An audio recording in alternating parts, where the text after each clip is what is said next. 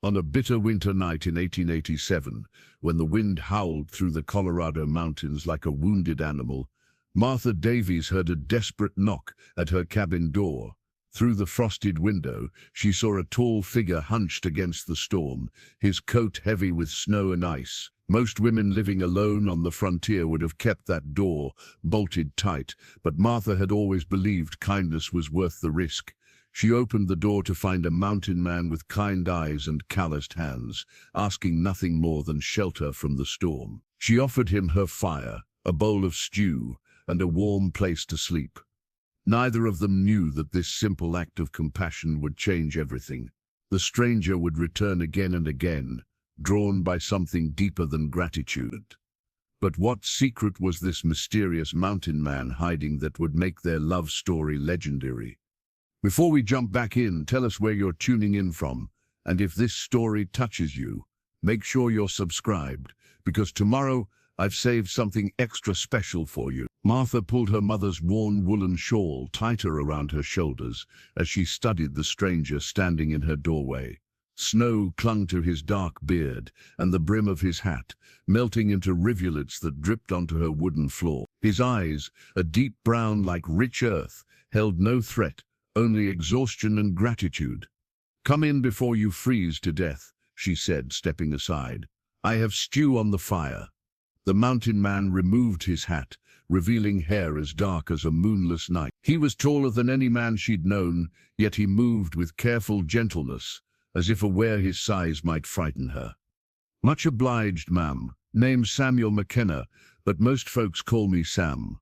"Martha Davies," she replied, ladling steaming stew into her best bowl. She watched as he unwrapped layers of wool and leather, revealing clothes that were well mended, but worn thin. Everything about him spoke of a hard life lived in the wilderness, yet his manners were those of a gentleman. Sam accepted the wooden spoon she offered, carved years ago by her father's patient hands. "This is mighty kind of you, Miss Davies. Most folks wouldn't open their door to a stranger on a night like this." "Most folks weren't raised by my mother," Martha said, settling into the chair across from him.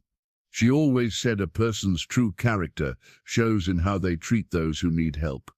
The cabin felt different with another person in it. For 3 years since her parents' passing, Martha had grown accustomed to the silence broken only by wind and the occasional crackle of the fire. Now, with Sam's quiet presence filling the space, she realized how deeply she'd missed the simple comfort of shared warmth. Sam ate with careful appreciation, savoring each bite as if it were a feast. "Haven't had cooking this fine in longer than I care to remember," he said. "Been living off jerky and hardtack for weeks." "Where do you call home?" Martha asked, though she suspected the answer would be as mysterious as the man himself. "Up in the high country mostly. Got a cabin near Granite Peak, but winter drove me down to lower ground." He paused, studying the contents of his bowl. "Haven't spent much time around folks lately." Martha understood the weight of solitude. After her parents died of fever, neighbors had expected her to sell the homestead and move to town, perhaps find work as a seamstress or take in laundry. Instead, she'd chosen to stay, tending her small garden and few chickens, living simply but independently. The isolation had its challenges, but it also brought a peace she'd never found among crowds. "You're welcome to sleep by the fire," she offered. "I have extra blankets, and the storm shows no sign of breaking." Sam's weathered face softened with genuine emotion. "That's more kindness than I deserve, Miss Davies. I'll be gone at first light and won't trouble you further." "It's no trouble," Martha assured him, rising to fetch the quilts her mother had stitched during long winter evenings. "My parents always kept an open door for travelers. It's what decent people do." As she prepared a makeshift bed near the hearth, Martha caught Sam watching her with curious eyes. Not the calculating gaze of a man with ill intentions, but the wonder of someone who had forgotten that simple kindness still existed in the world. "You live here alone?" he asked quietly. 3 years now," Martha replied, tucking the edges of the quilt around the cushions. "Lost my parents to fever. This was their place, and now it's mine." Sam nodded, understanding more than he spoke. "Takes courage to make a life on your own out here." "Takes courage to knock on a stranger's door in a blizzard," Martha countered with a small smile. The fire crackled between them, casting dancing shadows on the log walls. Outside, the wind continued its howling assault, but inside the cabin, warmth and safety reigned. Martha retreated to her small bedroom, but sleep came slowly. Something about the mountain man's presence had stirred feelings she'd thought buried with her solitary life. When morning light filtered through the frost-covered windows, she found a neatly folded stack of quilts and a small pile of kindling beside the cold fireplace. Sam McKenna had vanished with the storm, leaving only the lingering scent of wood smoke and the memory of grateful brown eyes. Martha picked up the wooden spoon he'd used, still carrying the warmth of human touch, and wondered if she would ever see the mysterious mountain man again. 3 weeks passed like pages turning in a familiar book. Martha fell back into her solitary routine, tending her chickens, mending clothes by lamplight, and preparing for the hard months ahead. Yet something had shifted in the quiet spaces of her days. She found herself glancing toward the door at unexpected moments, remembering the sound of another voice in her small home. The morning sun was painting the snow-covered pines gold when she heard the distinctive thud of an axe biting wood. Martha stepped onto her porch, breath clouding in the crisp air, and saw a familiar tall figure splitting logs behind her cabin. Neat stacks of pine firewood grew steadily beside him, each piece cut to the perfect size for her small fireplace. Sam McKenna worked with the steady rhythm of a man accustomed to hard labor. His wool coat hung on a fence post, and despite the cold, his shirt was damp with honest sweat. He looked up when her footsteps crunched on the frozen ground, his face breaking into a smile that transformed his weathered features. "Morning, Miss Davies," he called, setting down his axe. "Hope you don't mind. Noticed your woodpile was running low, and winter's got plenty more to give." Martha stood speechless for a moment, overwhelmed by the sight of split pine stacked higher than her head. Enough firewood to last until spring, cut and ready. "Mr. McKenna, I can't accept this. It's too much." "Sam," he corrected gently, "and it's not charity. If that's what worries you, consider it payment for the kindness you showed a stranger." She walked closer to examine his work. Each piece was split cleanly, with the grain running true. No waste, no shortcuts. The kind of careful work her father would have appreciated. "You've been at this since dawn." "Earlier," Sam admitted, rolling his shoulders to ease the tension. "Couldn't sleep much. Mountain habits, I suppose. Figured I might as well make myself useful." Martha studied his face, noting the lines around his eyes that spoke of years spent squinting into sun and snow. "You could have left the wood and gone. Why did you stay?" Sam picked up a piece of split pine, running his thumb along the smooth grain. "Been thinking about what you said that night, about decent people keeping an open door. Haven't met many decent people lately." The honesty in his voice caught Martha off guard. She had grown accustomed to the careful politeness of townfolk, the way conversations stayed safely on the surface. Sam's directness was refreshing, even if it made her heart beat a little faster. "Have you eaten?" she asked. "I have biscuits and coffee on. That sounds finer than anything I've had in weeks." Inside the cabin, Martha busied herself preparing breakfast while Sam washed his hands in the basin. She was acutely aware of his presence, the way he moved carefully in her small space, the quiet appreciation with which he observed her simple belongings. "You make this place feel like a home," he said, accepting a cup of coffee that steamed in the cold air. "It was my parents' home for 20 years before I was born here," Martha replied, settling across from him with her own cup. "Every board and nail holds memories." Sam nodded, understanding flickering in his dark eyes. "My folks had a place like this, down in Kansas. Lost it to drought and debt when I was 16. Is that when you came to Colorado?" "Eventually. Spent some years wandering first, looking for something I couldn't name." He paused, sipping his coffee thoughtfully. "Found these mountains and felt like I could breathe again." Martha watched the firelight play across his features. There was pain in his history, she could tell, but also strength. The kind of strength that comes from surviving loss and choosing to keep moving forward. "The high country can be lonely," she observed. "So can living among people who don't understand you," Sam replied. "Sometimes lonely is honest." They sat in comfortable silence, the crackling fire providing a soundtrack to their shared warmth. Outside, the wind whispered through the pines, but inside the cabin, peace settled around them like a well-worn quilt. When Sam finally rose to leave, Martha found herself reluctant to see him go. "Will you come back?" she asked, then immediately regretted the boldness of the question. Sam paused in the doorway, his hand on the latch. "Would you want me to?" "Yes," Martha said simply, surprised by her own certainty. "Then I will," he promised, and stepped back into the winter morning, leaving Martha with stacks of firewood and the warm glow of anticipated return. Sam's visits became as regular as the mountain sunrise, arriving every few days with game from his hunts or tools that needed Martha's skilled hands for repair. On this particular afternoon, he sat at her kitchen table watching her stitch a torn seam in his wool shirt, her needle moving with the practiced precision of a woman who had learned early that waste was a luxury she couldn't afford. "You don't have to mend my clothes," Sam said quietly, though his eyes followed every careful stitch. "Hush," Martha replied without looking up.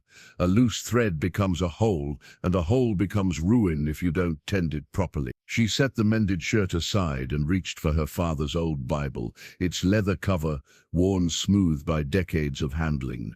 The pages fell open naturally to Psalms, where her mother had pressed wildflowers that still held faint traces of color after all these years. "My father read from this every evening," Martha said, running her fingers along the gold-edged pages.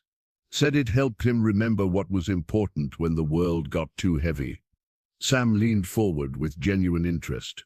"What did he find important?" "Treating people with dignity, working honestly for what you need, taking care of those who can't take care of themselves." Martha smiled at the memory. "He used to say that a person's character wasn't measured by how much they could accumulate, but by how much they were willing to share." Sounds like a wise man. He was stubborn as a mule when he believed in something, but wise. Martha closed the Bible gently. "He's the one who taught me that home isn't a place, it's the people you choose to care about." Sam was quiet for a long moment, his weathered hands clasped before him on the table. "I had people like that once. Long time ago now. Tell me about them," Martha said softly. "My parents were good folk, salt of the earth. Pa worked a farm in Kansas until the drought took everything. Matt never complained. Not once, even when we lost the house and had to live in the barn that last winter." Sam's voice carried the weight of old grief. "They both died of pneumonia that spring, left me and my younger sister to fend for ourselves." Martha felt her heart tighten with sympathy. "What happened to your sister?" "Sarah got married to a good man, moved to Oregon. Last letter I got, she had 3 children, and a husband who treats her like the treasure she is." A genuine smile crossed Sam's face. "She always said I was too wild for settled life, but she worried about me living alone in the mountains." "Maybe she had reason to worry," Martha suggested gently. Sam met her eyes across the table. "Maybe she did, but I found peace up there after." He paused, seeming to weigh his words carefully. "After I lost other people I cared about." Martha sensed there was more to that story. Layers of pain that Sam wasn't ready to share. She had learned from her parents that sometimes the greatest kindness was knowing when not to push for answers. "Well, you're not alone when you're here," she said simply. "No," Sam agreed, his voice warm with gratitude. "I'm not." As evening settled over the mountains, Sam rose to bank the fire for the night. He moved through her small cabin with easy familiarity now, knowing where she kept the kindling and how she liked the damper adjusted. Martha watched him work, noticing how naturally he had begun to care for her space as well as his own needs. "Sam," she said, as he prepared to leave, "what's your given name? Your full name, I mean." He turned from the door, eyebrows raised in mild surprise. "Samuel James McKenna." "Why do you ask?" "I like to know the real names of my friends," Martha replied. "Samuel is a good name, biblical. It means heard by God." "Never thought much about what it meant," Sam admitted. "Perhaps you should," Martha said, handing him his mended shirt. "Sometimes our names carry more wisdom than we realize." Sam took the shirt, his fingers brushing hers in the exchange. The brief contact sent warmth up Martha's arm, a sensation both startling and pleasant. "Thank you, Martha, for the mending, and for," he gestured around the cabin, "for making a lonely man feel less alone." After he left, Martha sat by her father's Bible, thinking about names and meanings, about the strange comfort of having someone to care for again. Outside, the mountain wind sang through the pines, but inside her heart, something warmer than any fire had begun to kindle. The blizzard that struck in late January was the kind that old-timers spoke about in hushed tones years later. Snow fell for 3 days without pause, piling against Martha's cabin until the windows on the north side disappeared entirely under white drifts. On the second day, when her firewood supply began to dwindle despite Sam's generous cutting, she heard the familiar sound of his boots on her porch. "Thought you might need company," Sam called through the door, his voice nearly lost in the howling wind. Martha opened the door to find him carrying an armload of seasoned pine, snow covering him so completely he looked like a walking drift. "Samuel McKenna, you're going to catch your death wandering around in this weather. Takes more than a little snow to slow down a mountain man," he replied with a grin, though she noticed his lips were blue with cold. "Besides, someone needs to make sure you don't freeze solid in here." As Sam built up the fire, Martha noticed the careful way he moved, conserving heat and energy like a man who had survived many harsh winters. She pulled out her knitting basket and retrieved a pair of mittens she had been working on during the long evening. "Here," she said, holding them out to him. "Try these for size." Sam looked at the mittens with surprise. They were well crafted, knitted from wool she had dyed a deep blue using berries from the previous autumn. The stitches were small and even, designed to keep out the worst cold. "Martha, I can't take these. You must have spent weeks on them." "I made them for someone who spends his days splitting wood and hauling supplies through mountain storms," she said firmly. "They're no good to me sitting in a basket." Sam slipped the mittens onto his large hand. They fit perfectly, snug enough to maintain warmth, but loose enough to allow him to work. "They're beautiful," he said softly. "I haven't had anyone knit for me since my mother was alive." "Well, now you do," Martha replied, feeling a flush of warmth that had nothing to do with the fire. As the storm raged outside, they settled into the comfortable rhythm of people who had learned to appreciate each other's company. Sam taught Martha how to read the signs that predicted weather changes, the way the wind shifted before a storm, how the behavior of birds could warn of coming cold. "See how the smoke from your chimney is blowing straight down?" Sam pointed through the frost-covered window. "That means the storm's going to last at least another day, maybe 2. Martha watched the smoke pattern with new understanding. "My father always said the mountains had their own language if you knew how to listen." "Your father was right. Mountain folk learn to read signs or they don't last long." Sam stretched his hands toward the fire, the blue mittens bright against the flame. "These mountains taught me patience when I thought I had none left." "What did you need patience for?" Martha asked, settling her mending in her lap.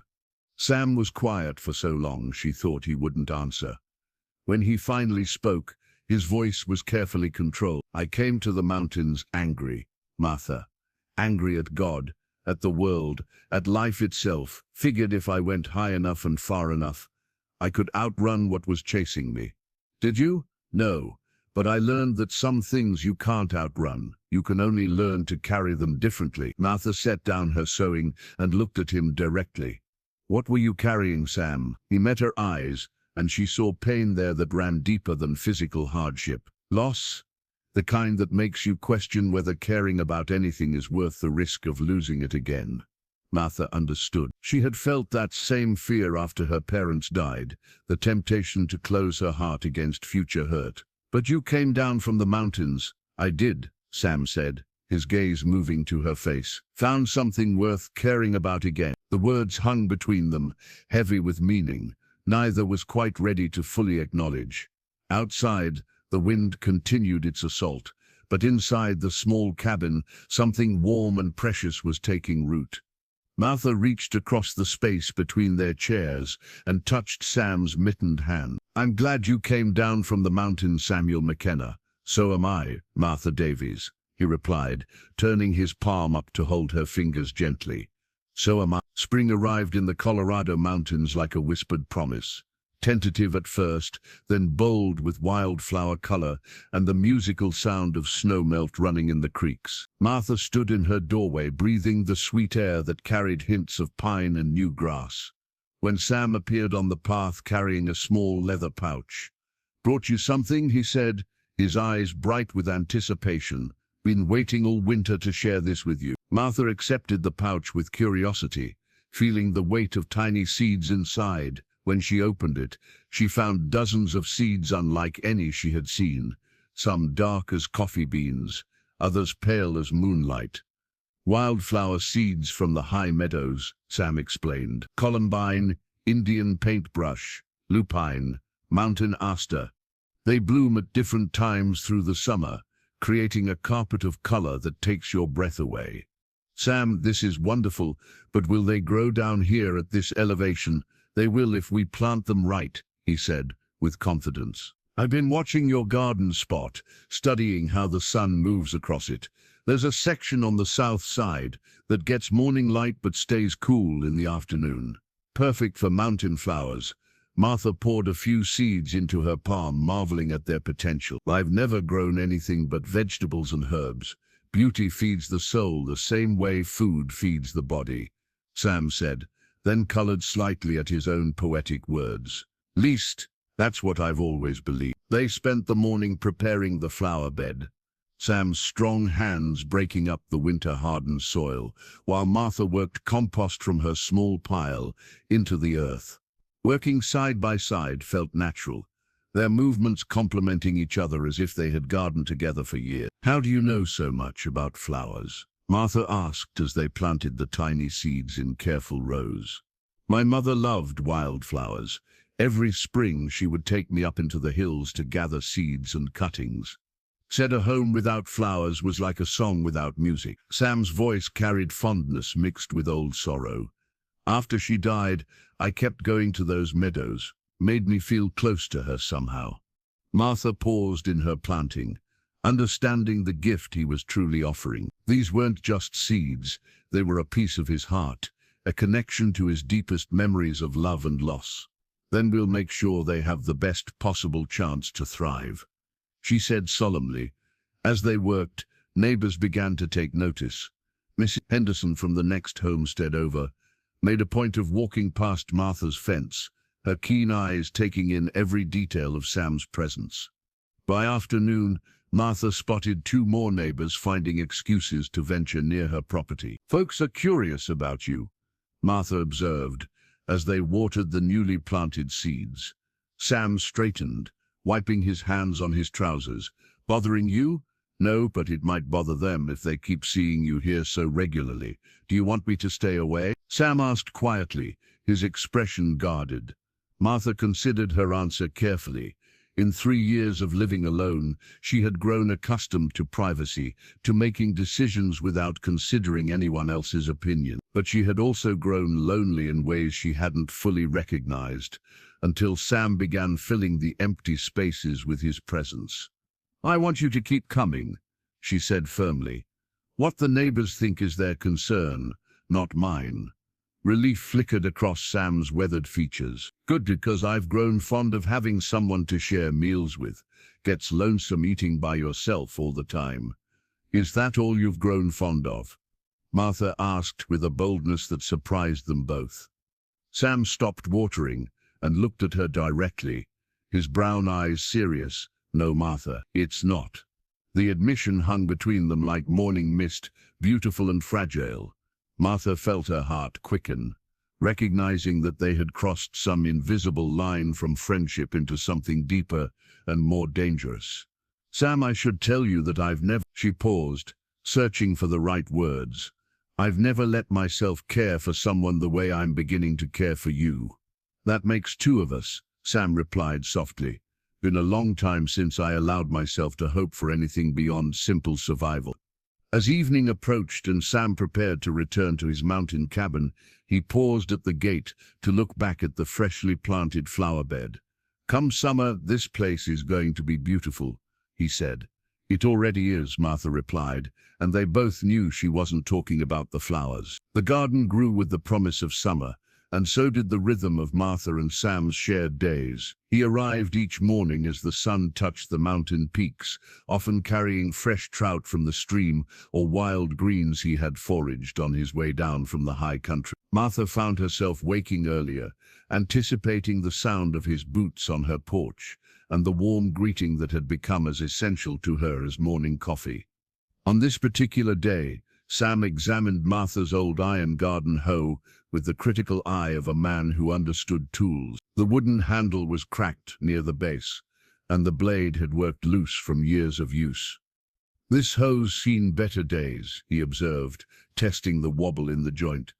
"Mind if I take it back to my cabin? I can fix the handle and tighten the blade properly." "You don't have to repair my tools, Sam.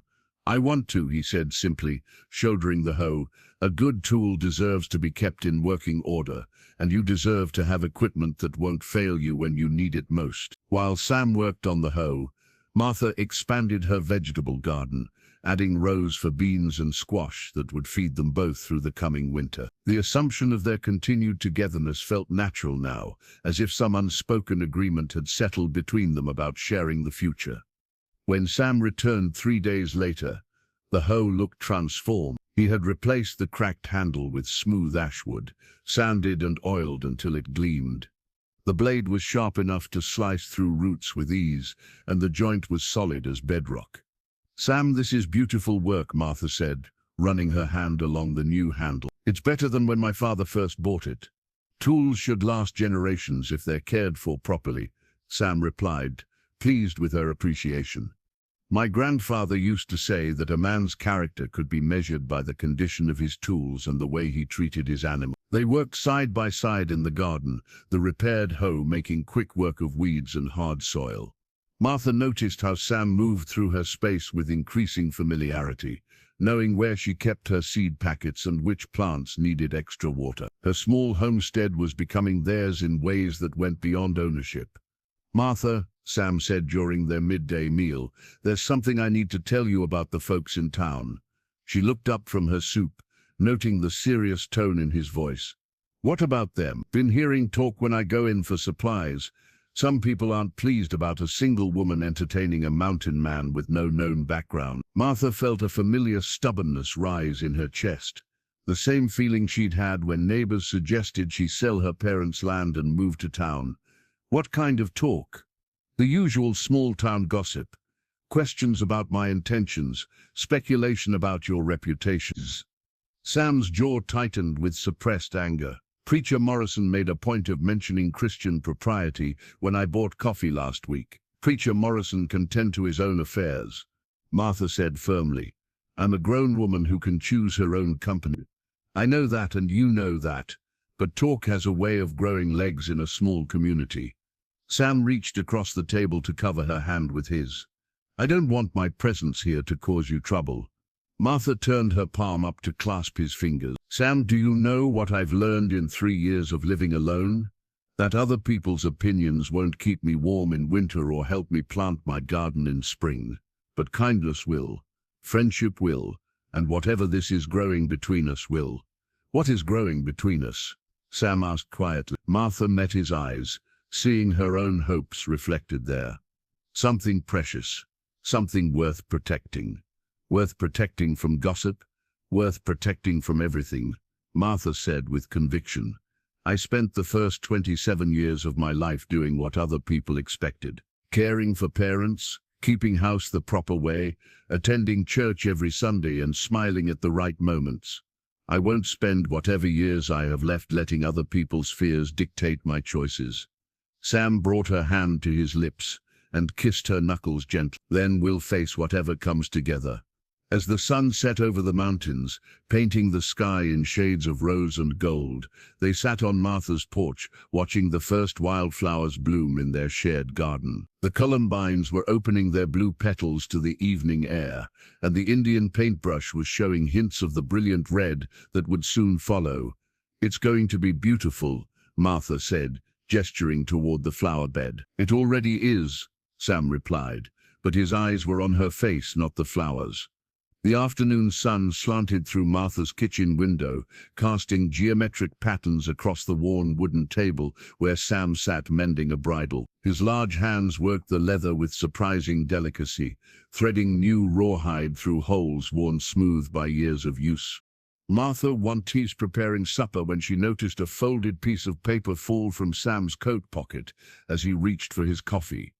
"You dropped something," she said, bending to retrieve what appeared to be a photograph. Sam's hand shot out to stop her, but he was too late. Martha had already picked up the faded daguerreotype, its edges cracked and corners worn soft from handling. The image showed a young woman with kind eyes and dark hair, pulled back in a simple bun, holding a small child on her lap. Both faces were smiling at the camera with the posed formality of early photography, but their happiness was unmistakable. Sam's face went pale as he reached for the photograph. "Martha, who are they?" she asked gently, though something in her heart already knew the answer. Sam took the photograph with trembling fingers, staring down at faces that clearly brought him both joy and pain. "My wife, Catherine, and my son, Thomas." His voice was barely above a whisper. "They died of diphtheria 5 years ago." Martha sank into the chair beside him, her mind reeling. In all their conversations, through all the growing intimacy of their friendship, Sam had never mentioned a wife and child. "Sam, why didn't you tell me? How could I?" Sam's eyes remained fixed on the photograph. "How do you tell someone that you had everything that mattered and watched it die in the space of a week? That you held your boy while his fever burned him away, and then buried your wife 2 days later?" Martha felt tears prick her eyes as she began to understand the depth of Sam's earlier grief, the loss that had driven him to seek solitude in the high mountains. "Is that why you went to live alone?" Sam nodded, his weathered face etched with remembered anguish. "I couldn't stay in the town where we'd been happy, couldn't walk past the schoolhouse where Thomas was supposed to start classes that fall, or see other families with their children safe and healthy." He traced the edge of the photograph with one finger. "So I sold everything, bought supplies, and went as far into the wilderness as I could manage." "What changed? What brought you back to people?" "You did," Sam said simply, looking up at her with eyes that held 5 years of accumulated loneliness. "That night you opened your door to a stranger. Something in me remembered what it felt like to be cared for, to matter to someone." Martha reached out and covered his hand with hers. "You do matter, Sam, more than you know. I was afraid to tell you about Catherine and Thomas," Sam continued. "Afraid you'd think I was comparing you to her, or that my feelings for you weren't real because I'd loved someone else first." Martha studied the photograph, seeing in the young woman's face a gentleness that reminded her of her own mother. The little boy had Sam's dark hair and serious expression, though his eyes sparkled with childish mischief. "Tell me about them," she said softly. Sam's face transformed as he began to speak of his lost family. Catherine had been the daughter of the town baker, a woman who could make anyone feel welcome with a smile and a cup of coffee. Thomas had been curious about everything, the kind of child who collected rocks and asked endless questions about how things worked. "Catherine would have liked you," Sam said eventually. "She always said that kindness was the most important quality a person could have. And Thomas? He would have followed you around asking about your chickens and wanting to help in the garden." Sam smiled through his tears. That boy never met a chore he didn't want to turn into an adventure. Martha felt a heartache for the family Sam had lost, but also for the years of grief he had carried alone. "I'm so sorry, Sam. I can't imagine the pain of losing. I thought I would die from it at first," Sam admitted. "Some nights I hoped I would, but Catherine always used to say that love doesn't end with death, it just changes shape. I think she would want me to be happy again. Do you think you could be happy? Sam looked at Martha with an expression so tender it took her breath away. I think I already am. Different than before, but real. Catherine taught me how to love, and now you're teaching me how to love again. Martha leaned forward and kissed Sam's forehead gently. Then we'll honor their memory by living fully. The trouble came on a Tuesday morning in late June when the mountain air still carried the cool promise of night and the wildflowers in Martha's garden were reaching their full glory. Sam was splitting kindling behind the cabin when Martha heard the sound of multiple horses approaching on the main road. 3 men rode into her yard with the casual arrogance of those accustomed to taking what they wanted. Their leader, a thin man with pale eyes and a carefully groomed mustache, dismounted and tipped his hat with mock politeness. "Morning, ma'am. Name's Dalton Reed. We're looking for a man who might have passed this way." "Big fellow, mountain type, goes by Sam McKenna." Martha's blood chilled, but she kept her voice steady. "What do you want with him?" "Just need to have a conversation about some testimony he gave down in Denver last year," Reed said, his smile never reaching his eyes. "About a little disagreement that got settled in court, if you know what I mean." Through the cabin window, Martha could see Sam had stopped his work and was listening, his hunting rifle within easy reach where he'd left it, leaning against the woodshed. She recognized the careful stillness in his posture, like a mountain cat preparing to strike. "I don't know anyone by that name," Martha lied smoothly. Reed laughed, a sound like breaking glass. "Now, ma'am, that's not very neighborly. We know he's been spending considerable time here. Folks in town are mighty talkative when they're concerned about a lady's reputation." One of Reed's companions, a heavy-set man with scarred knuckles, spat tobacco juice dangerously close to Martha's flower bed. "Maybe we should look around, make sure she's not hiding anything." "That won't be necessary," came Sam's voice from around the corner of the cabin. He stepped into view, carrying his rifle with deceptive casualness, but Martha could see the coiled tension in every line of his body. "I'm Sam McKenna. What do you want?" Reed's pale eyes lit with satisfaction. "There you are. We've been looking all over creation for you, Sam. Got some friends in Denver who'd like to renew your acquaintance." "The Hutchins gang," Sam said flatly. "I thought they were all in prison or dead." "Most of them are, but Frank Hutchins got himself out on a technicality, and he's got a powerful memory for folks who testified against him." Reed's hand drifted toward his gun. He'd like to express his gratitude personal-like. Martha stepped between Sam and the 3 men, her heart hammering but her voice clear. "You're not welcome here. This is private property, and I'll thank you to leave." "Ma'am, this doesn't concern you," Reed said, though his eyes never left Sam. "Anything involving Sam McKenna concerns me," Martha replied firmly. "He's under my protection." The scarred man laughed crudely. "Your protection? What's a little farm woman going to do against 3 armed men?" Sam's rifle came up in one smooth motion, the barrel trained on Reed's chest. "She's not alone." For a moment the yard was silent, except for the whisper of wind through the pines and the nervous shifting of horses. Martha could smell the tension like smoke in the air, feel the violence waiting to erupt. "Now, Sam," Reed said carefully, "no need for things to get messy. Frank just wants to talk." "Frank Hutchins burned down a schoolhouse with children inside," Sam replied, his voice hard as granite. "I saw him do it, testified to it, and I'd do it again. If he wants to discuss that, he can find me in the mountains. What if we decide to wait right here until you come down?" the 3rd man suggested. Martha felt Sam's protective fury like heat from a forge. "If any harm comes to this woman because of me, I'll hunt down every man jack of you and feed you to the ravens," he said with quiet intensity. "That's not a threat, gentlemen. That's a promise." Reed studied Sam's face and apparently saw something there that convinced him. "Well, now, no need for dramatic statements. We'll pass along your message to Frank, but Sam, you should know, this isn't over." As the 3 men mounted their horses and rode away, Martha found her hands shaking with reaction. Sam immediately set down his rifle and pulled her into his arms. "I'm sorry," he whispered against her hair. I never meant to bring danger to your door. What did you see, Sam? What really happened in Denver? Sam held her tighter. Things no decent person should witness, but testifying was the right thing to do, even if it means living with the consequences. Martha pulled back to look at his face. Then we'll live with them together. The danger passed like a summer storm, leaving the air between Martha and Sam charged with unspoken truths.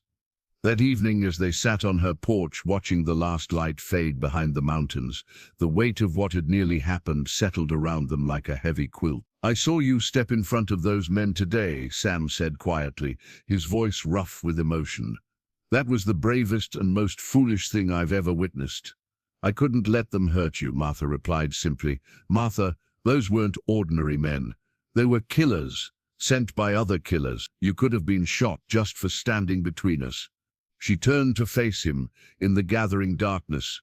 Sam, did you think I would hide inside while someone threatened the man I love? The words hung in the mountain air like a bell that had been struck. Neither of them had spoken of love before, though it had been growing between them like wildflowers reaching toward sunlight. Sam was quiet for so long that Martha began to fear she had spoken too boldly. Then he reached into his shirt pocket and withdrew a small object wrapped in soft cloth. I've been carrying this for 2 weeks, he said, unwrapping what appeared to be a simple gold ring. It was my mother's wedding ring. She gave it to me before she died, said it was for the woman who would make me believe in tomorrow again. Martha's heart stopped as she recognized the significance of what he was showing her. I love you, Martha Davies, Sam continued, his voice steady despite the momentous nature of his words. I love your courage and your kindness, the way you make coffee strong enough to wake the dead, and the way you hum while you work in the garden. I love how you opened your door to a stranger, and somehow opened my heart as well. Sam, Martha whispered, tears blurring her vision. I know I'm not much of a catch. I'm older than I should be, scarred by loss, and apparently I've got enemies who might come calling. But if you'll have me, I'll spend the rest of my days trying to deserve the gift of your love. Martha reached into the drawer of the small table beside her chair and withdrew an object she had been keeping there since spring, her mother's wedding ring, a thin band of gold worn smooth by decades of wear. I've been thinking about this too, she admitted, holding up the ring so it caught the last rays of sunlight. Wondering if it was too late for second chances, if I was too old to believe in fairy tales. And what did you decide? I decided that love doesn't follow anyone's schedule but its own, Martha said, her voice growing stronger with conviction. I decided that the heart doesn't care about age or past sorrows or what the neighbors might say. It only cares about finding its home. Sam slipped from his chair to kneel beside her, taking her hands in his weathered ones. Martha Davies, will you marry me? Will you let an old mountain man spend his remaining years loving you the way you deserve to be loved? Yes, Martha said through happy tears. Yes, Samuel James McKenna, I will marry you. When Sam slipped his mother's ring onto her finger, it fit as if it had been made for her hand. The gold felt warm against her skin, carrying the weight of promises and the hope of shared tomorrow. We'll face whatever comes together, Sam said, rising to pull her into his arms. Together, Martha agreed, feeling the solid strength of him against her, and marveling at how perfectly she fit in his embrace. As the first stars appeared in the darkening sky, they stood holding each other on the porch of the little cabin, where their love story had begun. The wildflowers Sam had planted were releasing their evening fragrance into the air, columbines and Indian paintbrush and lupine creating a symphony of scent that would forever remind them of this moment. When? Martha asked, against his shoulder. As soon as we can arrange for the circuit preacher to come through, Sam replied. Unless you want a big church wedding with all the town watching. Martha laughed, the sound bright with joy. I want to marry you, Sam. Everything else is just ceremony. Then we'll keep it simple, just us and God and the mountains as witnesses. Perfect, Martha said, and meant it with all her heart. Above them, the Colorado sky spread like a blessing, vast and star-filled and beautiful beyond measure, holding space for all the love and hope two hearts could contain. Word of their engagement spread through the small community with the speed of wildfire, bringing reactions as varied as mountain weather. While some neighbors offered cautious congratulations, others made their disapproval known through pointed silences and sideways glances. Martha found herself caring less about their opinions with each passing day, too busy preparing for the life she and Sam would build together. In the quiet hours after supper, when the last light lingered on the mountain peaks, Martha worked by lamplight on her wedding dress. She had chosen her finest fabric, a deep blue wool that reminded her of summer twilight, and was fashioning it into a simple but elegant gown that would serve her well beyond the wedding day. "You don't need to make a special dress just for me," Sam said one evening, watching her careful stitches by the warm light of the fire. "I'm not making it just for you," Martha replied with a smile. "I'm making it for us, for the moment we pledge our lives to each other. A woman should feel beautiful on her wedding day." Sam crossed to where she sat and gently lifted a strand of hair that had escaped from her bun. "Martha, you could wear a flour sack, and you'd still be the most beautiful woman I've ever seen." "Flatterer," she accused, but her cheeks warmed with pleasure. While Martha sewed, Sam spent his days preparing in his own way. He brought down furniture from his mountain cabin, pieces he had crafted during his years of solitude. A rocking chair with arms worn smooth by use, a chest of drawers fitted with joints so precise they needed no nails, a small dining table that could seat 4 people comfortably. "Sam, this is beautiful work," Martha said, running her hand along the satiny surface of the dining table. "You made all of this yourself?" "Had a lot of time to fill in the mountains," Sam replied, though she could hear the pride in his voice. "Figured someday I might need proper furniture again." "Did you know? Even then, did you hope you'd have someone to share it with?" Sam considered the question seriously. "I think part of me kept hoping, even when my head said I was being foolish. Why else would a man living alone build a table that seats 4? The most significant addition to Martha's cabin was a bedroom that Sam built onto the back of the house, complete with windows facing east to catch the morning sun. He worked on it with the focused intensity of a man creating something precious, measuring twice and cutting once, fitting each board with the care of someone who understood that this room would hold their shared dreams. "It's going to be beautiful," Martha said, watching him frame the window. "It's going to be ours," Sam replied, and the simple word held more meaning than poetry. As the wedding day approached, Martha found herself thinking often about her parents, wishing they could be there to see her happiness. One evening, she pulled out their wedding photograph, studying their young faces bright with hope and love. "I wish they could meet you," she told Sam, showing him the daguerreotype. "I think they already have," Sam said gently. They raised the woman who had the courage to open her door to a stranger. "They're here and everything good about you." The circuit preacher, Reverend Thomas, arrived on a Thursday afternoon, a kind-faced man in his 60s who had been traveling between mountain communities for 20 years. He accepted Martha's offer of supper and a place to sleep, listening with genuine interest as Sam and Martha shared their story. "It's rare to see 2 people so well suited to each other," he observed over Martha's apple pie. "You complement each other's strength and gentle each other's rough edges." "Is that what makes a good marriage?" Martha asked. "That, and the willingness to choose love every day, even when it's difficult," Reverend Thomas replied. "Love isn't just a feeling, it's a decision you make again and again." On Friday morning, Martha woke to find her wedding dress hanging ready, pressed and beautiful in the early light. Outside her window, she could see Sam adding final touches to the flower garden, making sure the columbines and Indian paintbrush would be at their peak for the ceremony. The dress fit perfectly, the blue wool draping gracefully over her figure. She had embroidered small wildflowers around the neckline, each stitch a meditation on the life she was about to begin. When she looked in her small mirror, she saw not just Martha Davies, the spinster, but Martha McKenna, the bride, radiant with happiness and hope. The morning of their wedding dawned clear and bright, with the kind of crystalline mountain air that made every detail sharp and vivid. Martha woke before sunrise, her heart fluttering like a caged bird, as she realized this was the day that would change everything. By evening she would be Miss Samuel McKenna, a thought that filled her with equal measures of joy and wonder.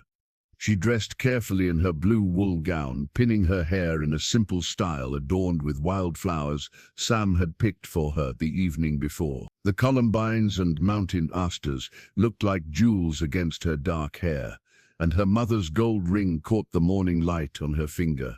Sam had spent the night at his mountain cabin, following the old tradition that the bride and groom shouldn't see each other before the ceremony. Martha found herself missing his steady presence, the comfortable rhythm of their shared mornings.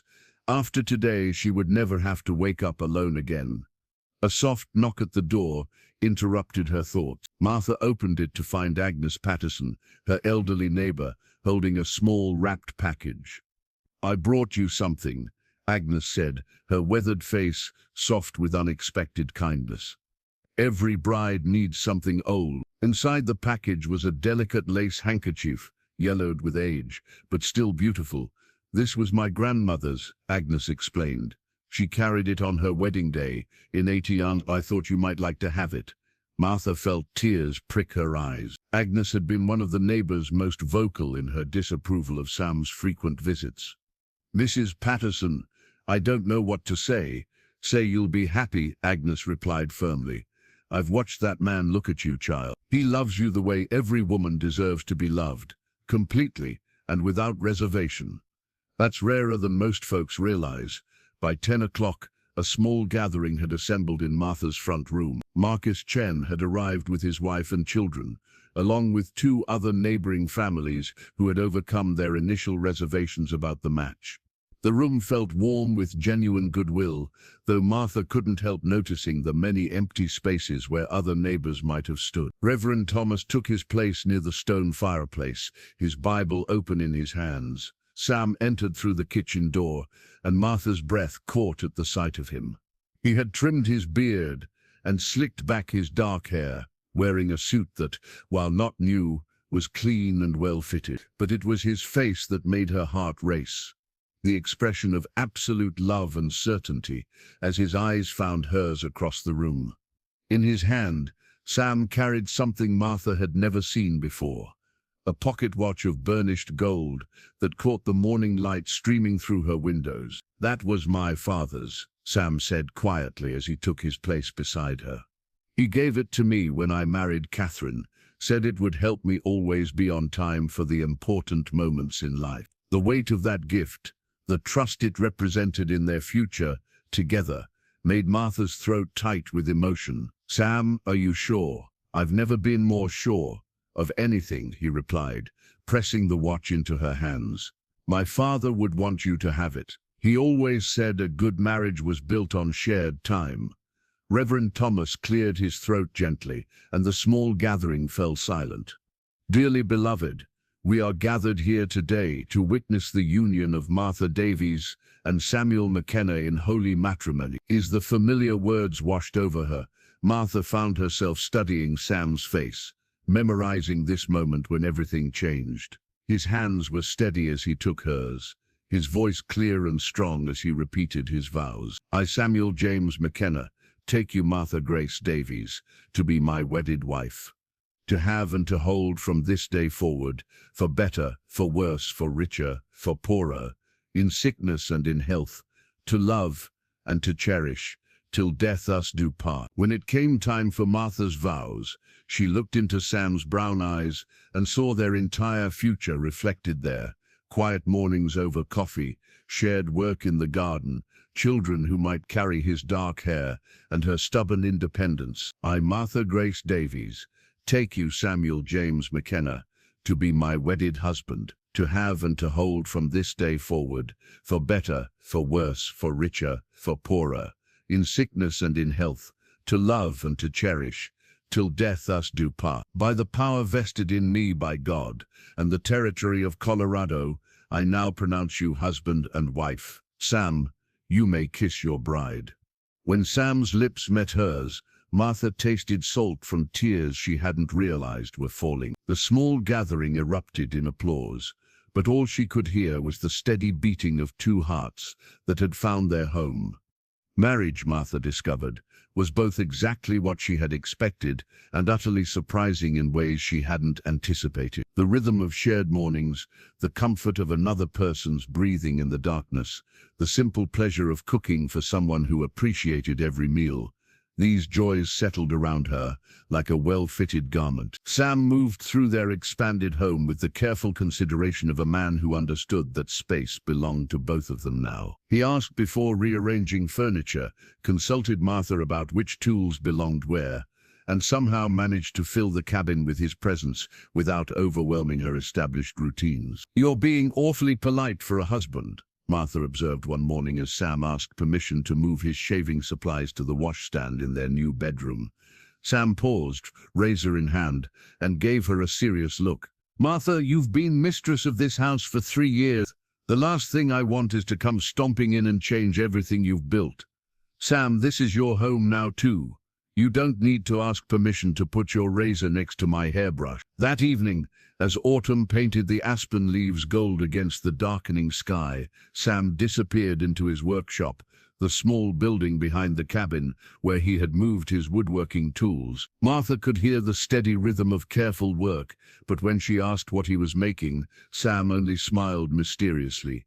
"Wedding present," he said. "You'll see when it's finished." For 3 weeks, Sam spent his evenings in the workshop, emerging only when the light grew too dim to work safely. Martha respected his privacy, though her curiosity grew with each passing day.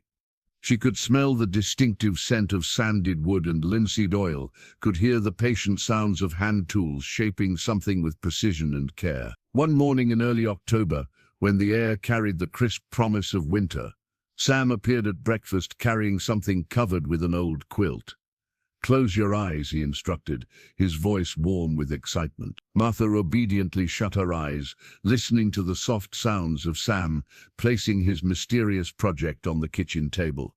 When he told her to look, she gasped with surprise and delight. Before her sat the most beautiful baby cradle she had ever seen, carved from golden oak and fitted together with joints so precise they seemed to flow like water. The headboard was decorated with delicate wildflowers, columbines, and Indian paintbrush and mountain asters, each petal carved with loving attention to detail. "Sam," Martha whispered, running her fingers along the smooth wood. "It's beautiful, but why?" Sam's weathered face colored slightly, but his eyes held hope and determination. "I know we haven't talked about it yet, and I know you're 30 now, but Martha, I'd like us to have children, if you want them to." Martha felt her heart swell with an emotion so powerful it left her breathless. She had assumed that part of life had passed her by, that marriage at 30 meant accepting a childless future. The idea that Sam not only hoped for children, but had spent weeks crafting a cradle for babies not yet conceived, filled her with wonder. "I thought it might be too late," she admitted, touching the carved flowers with trembling fingers. "It's never too late for hope," Sam replied, moving to stand beside her. "My grandmother had her last child at 38, said late babies were the sweetest, because their parents had learned patience by the time they arrived." Martha rose and walked to their bedroom window, looking out at the garden where Sam's wildflower seeds had created a carpet of color that still bloomed despite the advancing season. She thought about the cabin they had made into a home, about the love that had grown between them like the flowers he had planted. "I want children with you, Sam," she said, turning back to face him. "I want to fill that cradle with babies who have your kind eyes and end and streak to match my own." Sam's smile lit up his entire face as he pulled her into his arms. "Then we'll pray for that blessing and trust God's times." Martha looked again at the cradle, imagining it filled with a sleeping child, then placed in the corner of their bedroom where moonlight could fall across small dreaming faces. "How many children do you think this cradle will hold?" "However many we're blessed with," Sam replied. "And someday, when our children are grown, maybe it will hold their children too." The thought of their love creating not just a family but generations touched Martha's heart with profound gratitude. She had opened her door to a stranger in a storm, and found not just love, but the promise of a legacy that would outlast them both. Spring returned to the Colorado mountains with renewed promise, and with it came the gentle swelling of Martha's body that announced their prayers had been answered. She discovered her pregnancy on a morning when the wildflowers were just beginning to push through the last patches of snow, their bright faces turned toward the warming sun like tiny prayers of thanksgiving. Sam's reaction to the news was everything Martha had hoped for, and more. His weathered face transformed with such pure joy that she understood why people spoke of the light of love. He knelt beside her chair and placed his large, gentle hands on her still flat stomach with the reverence of a man touching something sacred. "Our baby," he whispered, his voice thick with emotion. "Martha, we made a baby." "We did," she confirmed, covering his hands with her own. "Come November, that cradle you built won't be empty anymore." Throughout the summer, Sam treated Martha like precious china, hovering protectively as her body changed and grew. He insisted on taking over the heavier garden work, built a new chicken coop so she wouldn't have to bend to gather eggs, and somehow appeared at her elbow every time she reached for something on a high shelf. "Sam, I'm having a baby, not dying of consumption," Martha protested one afternoon when he tried to prevent her from hanging laundry on the line. "I know," Sam replied, taking the wet sheets from her hands anyway. "But you're carrying the most precious thing in the world, and I intend to make sure nothing happens to either of you." Martha's pregnancy progressed beautifully, and as her belly grew round with their hurled, she began a new project. Using scraps left over from her blue wedding dress, she pieced together a quilt for the baby's cradle. Each square told part of their story. A piece of Sam's old shirt, fabric from the curtains her mother had sewn, even a small section of the woolen shawl she had worn the night they first met. "It's perfect," Sam said one evening, watching her carefully stitch the pieces together by lamplight. "Our baby will be wrapped in love from the very beginning." "And history," Martha added, smoothing her hand over the growing quilt. "Every piece of this fabric holds memories." The community's attitude toward the McKennas had softened considerably since their marriage. Martha's obvious happiness and Sam's devotion to her had won over even some of the most skeptical neighbors. Agnes Patterson brought soup when Martha felt too tired to cook, and Marcus Chen helped Sam prepare for winter with the enthusiasm of a man anticipating the arrival of a new life to celebrate. "Have you chosen name?" Agnes asked one afternoon as she helped Martha sort baby clothes that kind neighbors had contributed. "Sarah Elizabeth, if it's a girl," Martha replied, folding a tiny white gown with careful attention. "Sarah for Sam's sister, and Elizabeth for my mother. And if it's a boy..." Martha exchanged a meaningful look with Sam, who was repairing a loose floorboard nearby. They had discussed this many times, weighing the significance of names and the weight of memory. "Thomas Samuel," Sam said quietly. "If Martha agrees." Agnes nodded with approval. "Good strong names, family names." Martha understood the courage it took for Sam to suggest naming their son after the boy he had lost. It wasn't an attempt to replace Thomas, but a way to honor his memory while embracing their new beginning. As autumn approached and Martha's time drew near, Sam's protective instincts intensified. He rarely left her side for more than a few hours, and he slept lightly, waking at the smallest sound from her side of the bed. "The baby's going to come whether you worry or not," Martha reminded him one evening as he paced their small bedroom, checking and rechecking the supplies the midwife had recommended they gather. "I know," Sam replied, but continued his nervous preparations.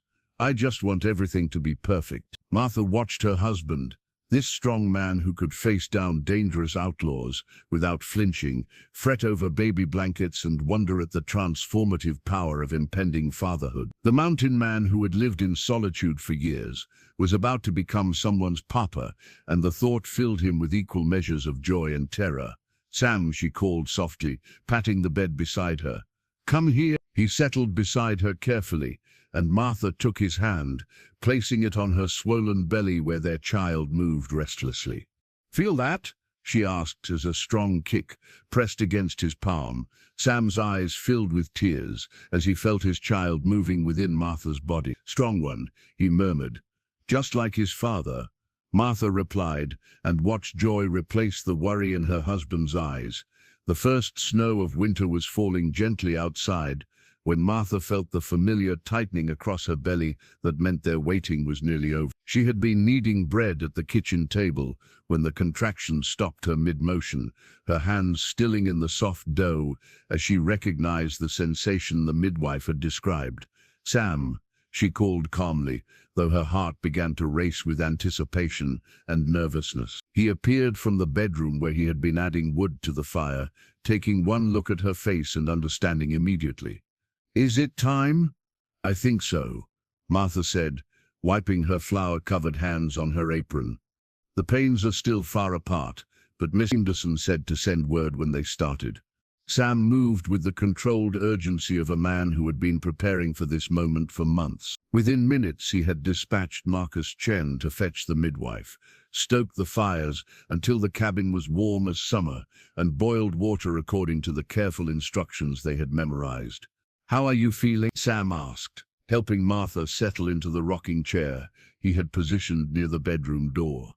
"Excited," Martha replied honestly, "and frightened, and ready." The labor progressed slowly through the afternoon and into the evening. Miss Henderson, the midwife who had delivered half the babies in the county, arrived as the sun was setting behind the mountains, her capable hands and no-nonsense manner bringing immediate calm to the situation. "Everything looks normal," she announced after examining Martha. "This baby's taking its time, but that's not unusual for a first child. Could be hours yet." Sam paced the main room like a caged wolf, starting at every sound from the bedroom where Martha labored under Mrs. Henderson's watchful care. Agnes Patterson arrived near midnight with soup and fresh bread, settling herself at the kitchen table with the patient endurance of a woman who had attended many births. "Sit down, Sam," Agnes commanded when his pacing threatened to wear a groove in the floorboards. "You're making me nervous, and I'm not even the one having the baby." "I can hear her," Sam said, his voice tight with concern.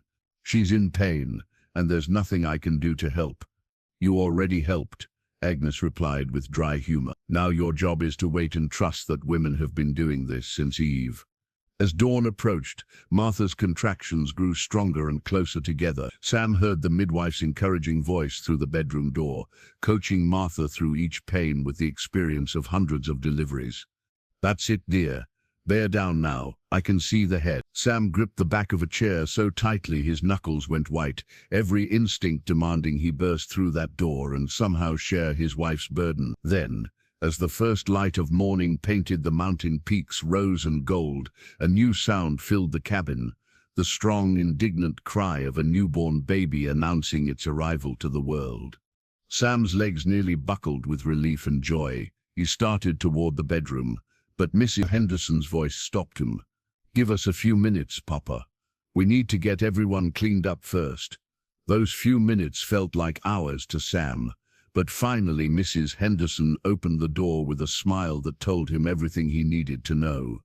"Come meet your daughter," she said. Sam entered the bedroom to find Martha propped against pillows, exhausted but radiant, holding a small bundle wrapped in the quilt she had sewn from their wedding dress scraps. The baby's face was red and wrinkled, her dark hair damp against her small head, but to Sam she was the most beautiful sight he had ever seen. "Sarah Elizabeth McKenna," Martha said softly, adjusting the quilt so Sam could see their daughter's perfect tiny features. Sam sat carefully on the edge of the bed, his large hands trembling as Martha placed their daughter in his arms. The baby was so small, so perfectly formed, that he felt overwhelmed by the magnitude of what they had created together. "Hello, Sarah," he whispered, his voice rough with emotion. "I'm your papa." As if responding to his voice, Sarah opened her eyes, dark like his own, and seemed to study his face with the serious expression of someone taking the measure of the world she had just entered. Sam looked from his daughter to his wife, seeing in Martha's face the same wonder and fierce love that was filling his own heart. "She's perfect, Martha. Absolutely perfect." "She is," Martha agreed, watching Sam hold their child with such tender care. "And she's ours."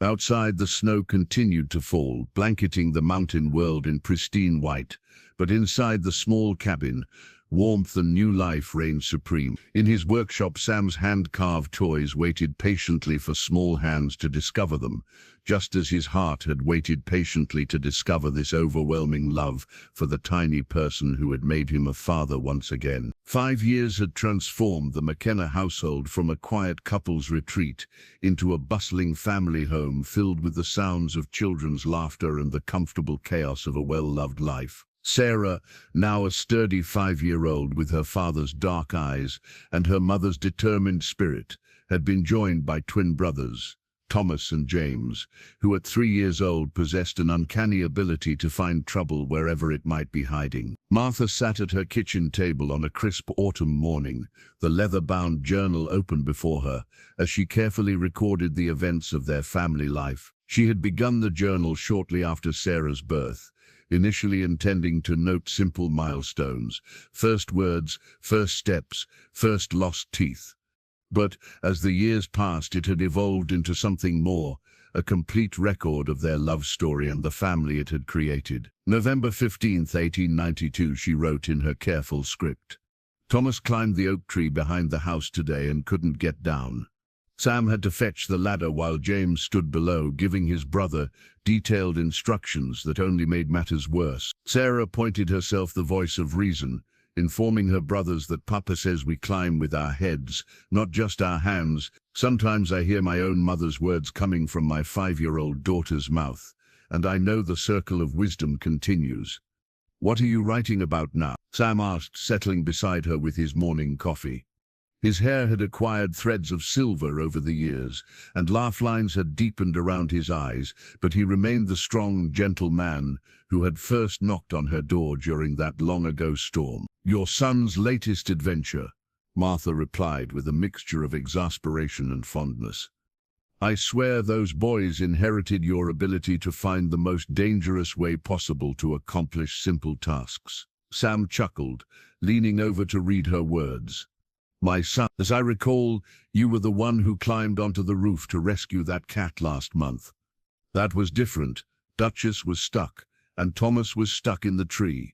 Martha smiled, conceding his point. She turned back several pages in the journal, finding the entry she had written on their wedding day. Listen to this. Today I married Samuel McKenna, the mountain man who taught me that love often arrives in the most unexpected forms. I pray that our children will someday read this and understand that their parents' story began with a simple act of kindness on a stormy night. Do you think they will? Sam asked. Understand, I mean. Martha looked through the kitchen window at their children playing in the yard. Sarah was attempting to teach the twins how to braid grass into ropes, her small hands patient despite their obvious lack of coordination. The sight filled Martha's heart with the familiar warmth of maternal pride. I think they already do in their own way, she said. Sarah asked me yesterday why you always bring firewood to Mrs. Patterson, even though she never asks for help. What did you tell her? I told her that your father taught you to care for people who need caring for, and that someday she would teach her own children the same lesson. Sam reached across the table to cover Martha's hand with his own, his wedding ring now worn smooth by years of work and devotion. Sometimes I can't believe this is my life. After Catherine and Thomas died, I thought I'd used up all my chances for happiness. Maybe we don't get chances, Martha mused, closing the journal carefully. Maybe we get choices. You chose to come down from the mountain that night. I chose to open my door. We kept choosing each other every day after that. And now Martha stood and moved to embrace her husband from behind, her arms encircling the shoulders that had carried their family's burdens and joys with equal strength. Now we choose to raise these children to understand that love multiplies when it's shared. We choose to teach them that home is not a place. It's the people who care about you unconditionally. Through the window, watched Thomas finally succeed in braiding a length of grass, his face bright with accomplishment as Sarah praised his effort. James immediately wanted to try, his chubby fingers fumbling with the stems, while his sister guided his hands with patient gentleness. They're good children, Sam observed. They're our children, Martha replied. Wild and stubborn and kind-hearted, just like their parents. That evening, as Martha tucked the journal away in the chest where she kept their most precious possessions, she reflected on the strange miracle of their life together. A storm had brought Sam to her door, but love had made him stay. Now their story lived on in 3 small hearts that would carry its lessons into whatever future awaited them. 25 years had silvered Sam's dark hair and lined Martha's face with the gentle marks of a life well lived.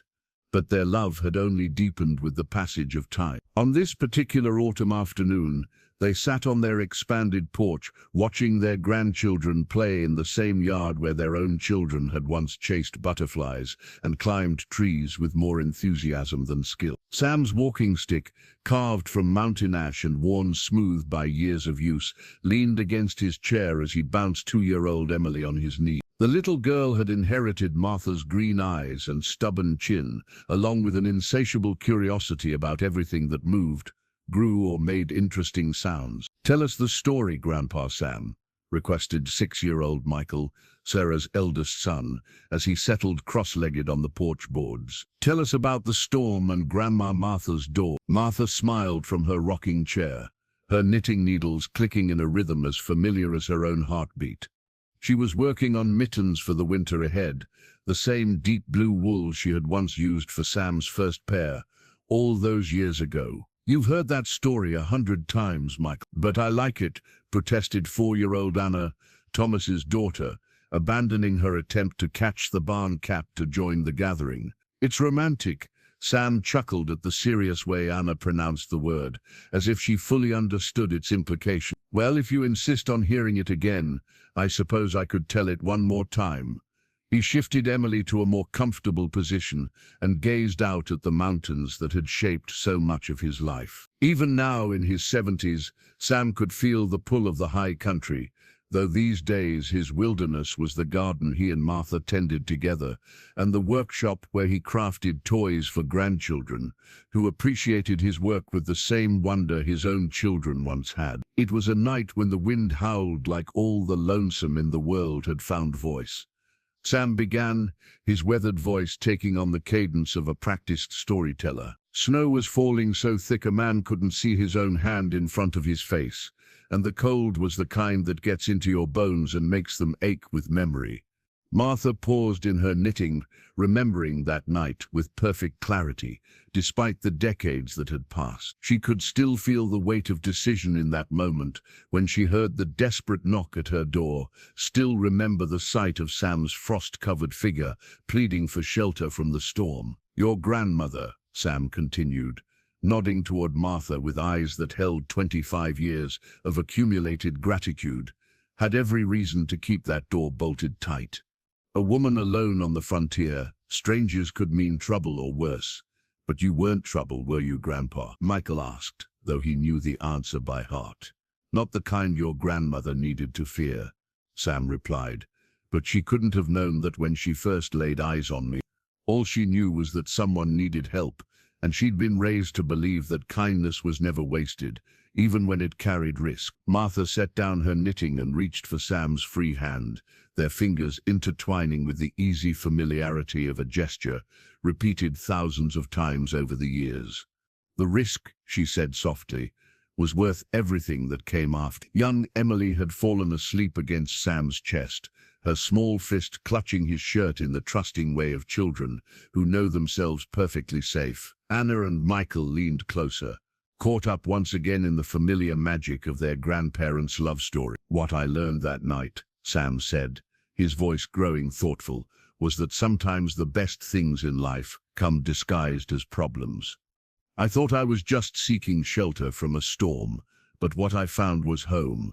And love," Anna added importantly. "And love," Sam agreed, squeezing Martha's hand. "The kind that grows stronger with time, like a tree that sends its roots deep into good soil."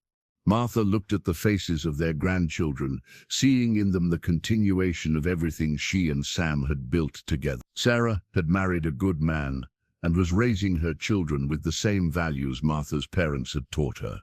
Thomas had inherited his father's skill with wood and his mother's practical wisdom. James had become a teacher, carrying forward the family tradition of caring for others. The most important thing about that night, Martha said, including all the children in her gentle gaze, wasn't the storm or even the kindness.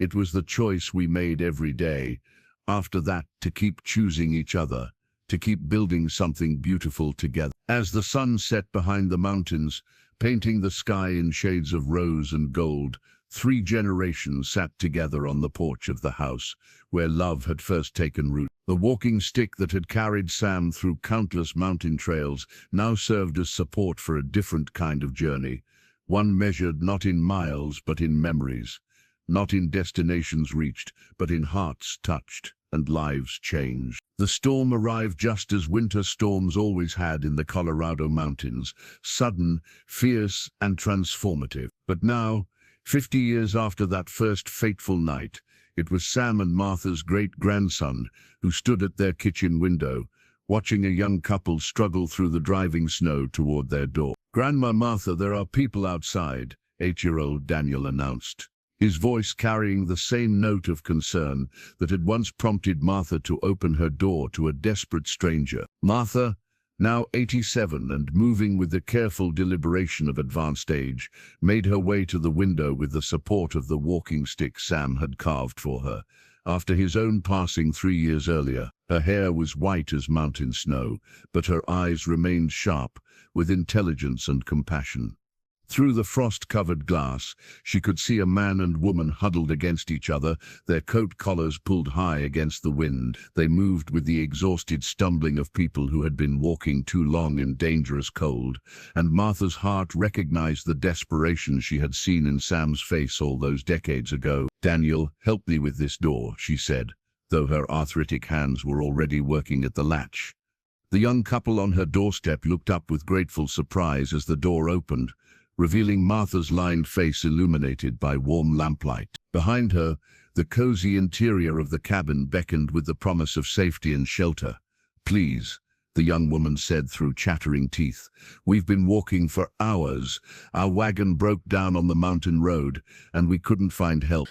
"Of course, come in, Martha said, stepping aside with the same instinctive hospitality that had guided her throughout her long life.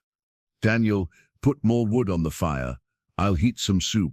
As the couple shed their snow-covered coats and settled gratefully near the fire, Martha moved about her kitchen with the efficient grace of someone who had welcomed countless strangers over the years. The soup she ladled into bowls was made from the same recipe her mother had taught her, rich with vegetables from the garden Sam had helped her establish so long ago. "I'm Martha McKenna," she said, offering the steaming bowls. "This is my great-grandson, Daniel." "Robert and Helen Wilson," the young man replied, accepting the soup with hands that shook from cold and exhaustion. "We can't thank you enough. We thought we might not make it to shelter tonight." Martha settled into her chair by the fire, the same chair where she had sat with Sam on countless evenings, watching their children grow and their love deepen. On the mantel above the fireplace, Sam's photograph smiled down at her, his weathered face forever captured in the expression of contentment he had worn during their golden years together. Beside his photograph sat her mother's woolen shawl, now a treasured family heirloom that had been passed down through 3 generations of women who understood the power of opening their doors to those in need. "This is a beautiful home," Helen observed, looking around at the walls lined with photographs of children, grandchildren, and great-grandchildren. "You can feel the love in it." "Love built this place," Martha agreed, her gaze moving to the corner where Sam's handmade cradle still sat, now polished smooth by the touch of countless small hands. "Love and kindness and the belief that we're all meant to take care of each other." Young Daniel, who had been listening with the serious attention of a child raised on family stories, looked up from his place by the fire. "Great-grandma, should I tell them about the night you met Great-grandpa Sam?" Martha smiled, seeing in Daniel's eager face the continuation of their family's tradition of storytelling and hospitality. "Would you like to hear it?" she asked the young couple. As the storm raged outside, filling the mountain air with wind and snow, Martha McKenna began once again to tell the story that had become her family's foundation. She spoke of a desperate knock on a cabin door, of a choice made in kindness rather than fear, and of the remarkable love that had grown from one act of compassion on a cold winter night. The woolen shawl on the mantel seemed to shimmer in the firelight, holding within its worn fibers all the warmth and welcome it had witnessed over the years. Outside, the storm continued its ancient dance, but inside the cabin that love had built, the cycle of kindness began anew, just as it had for 50 years, just as it would for 50 more. Some stories, Martha knew, were meant to be lived again and again, each telling bringing new hearts into the circle of those who understood that love most often begins with the simple act of opening one's door.